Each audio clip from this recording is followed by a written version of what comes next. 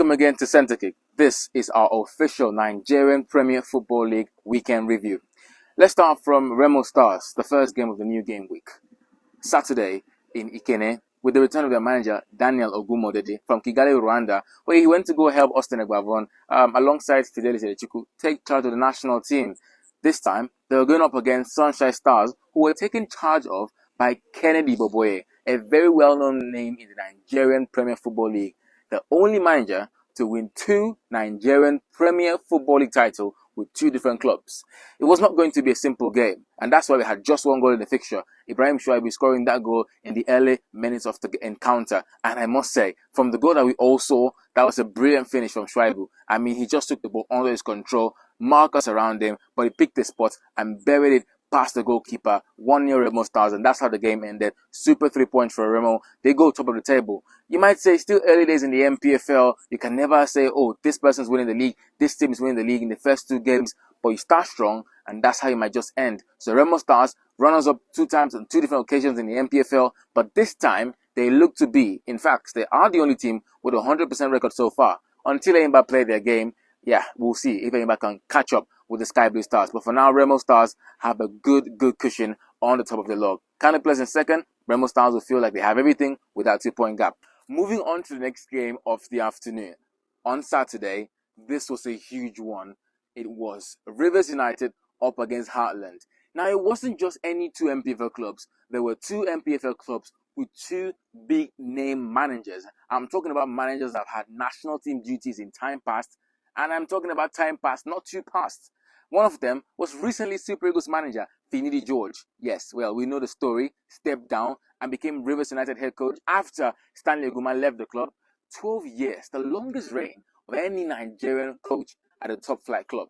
So the best person to fill the shoes of Eguma had to be hometown boy Finidi George, who was unveiled, of course, in a very fantastic manner. He was not just going up against any other national team manager, Emmanuel Amunike, the last manager to win the Under-17 World Cup for Nigeria's Golden Eaglets. And both of them went head-to-head on Saturday. Rivers United, who were under the management of Finidi George, who was previously Eimba international manager and won the title, showed class and showed the fact that he has been in the league before. He scored first in the opening minutes of the game, just 4 minutes into the game, a remarkable goal when, of course, Otani scored from that assist by Anekemo Okun, opening up the scoring on the afternoon. But hey, Heartland had to fight back, and just like they did on the opening match day, they scored in the first half. And it was a defensive miscommunication, but I'm sure Heartland fans wouldn't care. They scored the goal to make it 1-1. At that point, you might have thought, okay, Amunike is coming with firepower because he lost his opening game to Eimba International by 3-1.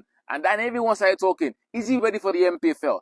That equalizer made us think maybe he has reshaped his squad to making sure that there's no mistakes heading into game week 2. But Rivers will always be Rivers. There's always the experience. And hey, a title-winning manager.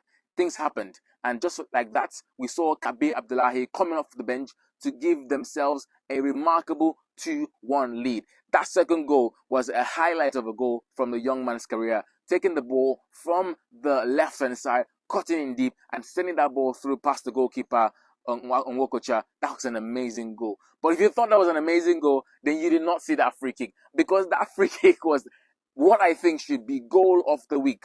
But yeah, you know the week is not over yet. We still have some games on Wednesday, and we'll wait to see if Eimba, Elkanemi, or Rangers can provide any more goals better than the goal we saw Kabir Abdullahi scoring, because that was an outrageous free kick, a superb, stunning free kick. Nothing the goalkeeper could do there. Rivers United winning 3-1, and unfortunately, Emmanuel Amunike, for the second game running, a straight 3-1 loss. One against Eimba at home, one against Rivers United in Port Harcourt.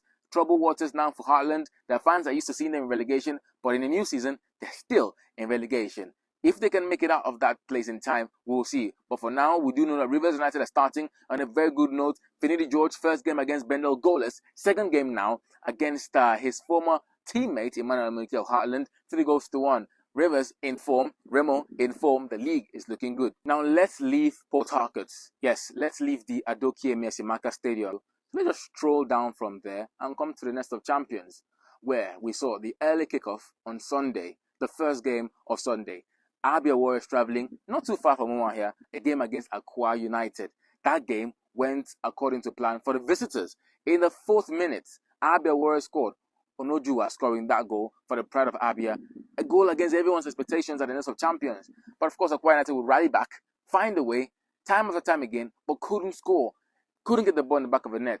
Thank their stars that they had a last-minute penalty, which was very accurate. We have to say thumbs up to the referee, because after multiple review from social media and of course on the broadcasters, we saw that was a penalty. Gideon Ezekiel scoring the first goal this season for the Promise Keepers to save them from losing at home for the first time since they lost to Doma United last season. Akwa United won, Abia Warriors won. Let's see what the two teams have to do in the next games. And it looks like we're going to be staying in the south. Away from Uyo, let's now take a short trip to Yenogua at Samson Siasia Stadium. Bayelsa United entertaining Kano Pillars. It's a game that you'd say it's typically South Nigeria against Northern Nigeria. Bayelsa lost their opening game by 3-0.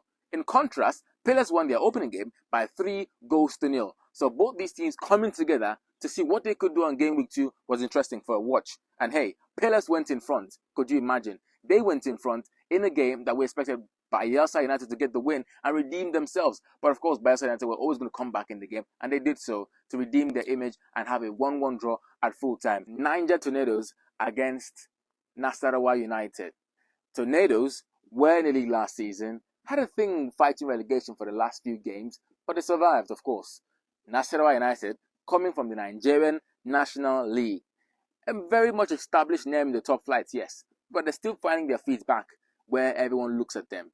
The Solid Miners were not able to win their opening game. They had a 1-1 draw, but Tornadoes, they had an even better first game. They won away from home by 2-1 at the Ilorin Township Stadium against a fully packed Kuwara United when it comes to talent. So coming back home, everyone thought that Tornadoes were going to win the game against a Nasarawa United side that could not win their opening game at home.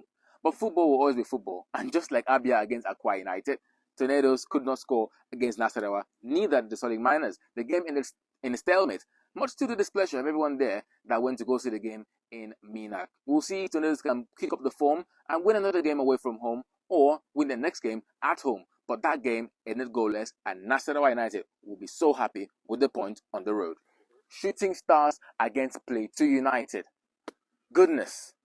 Shooting Stars, one of the oldest teams in the NPFL. You would say that if Shooting were playing a team from Plateau, and it had to be a very traditional game, you would say it would be Mighty Jets. But of course, Mighty Jets are not in the NPFL. It's Plateau United, and they have won league title once in 2017.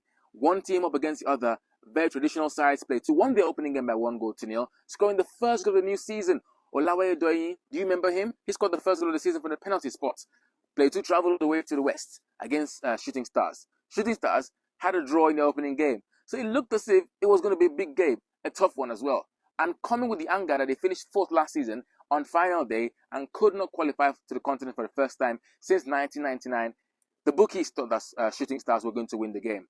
But yet again, football will always be football. 1-1 draw at full time. The biggest talking point or controversy in the game was when we saw Malaki Ohaome's shots being blocked by a Plateau United defender. That was not given for a penalty or even a free kick or anything.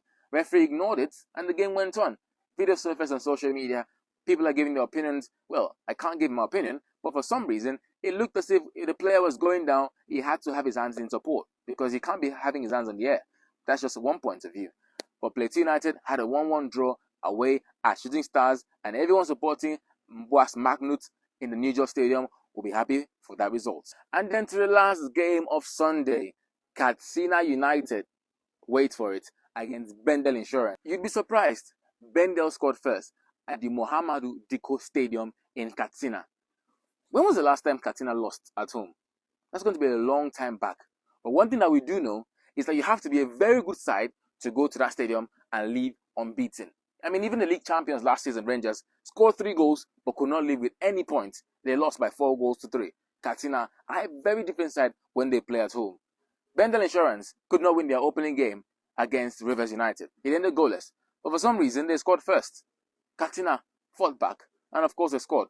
Goals from Bele Lukman and Aziz Falulu gave the Changi boys all 3 points, and they'll be happy with their performance. Never mind the fact that they had to wait for the last minute for the goal to come. It did come eventually. And so with that, they can say that their season has started, and they'll see if they can go on the road and get better points, better wins The last game away from home was against Plateau United on opening day. They lost by 1-0. But now, a 2-1 win, that's how you start the season. Congratulations, Katsina United. And that's all that happened during the weekend. And with that being said and done, thank you very much for watching this episode of the NPFL Weekend Review on CenterKick. You can always follow us on all social media platforms: Facebook, CenterKick; on Instagram, CenterKick; and of course, Twitter or X, CenterKick_.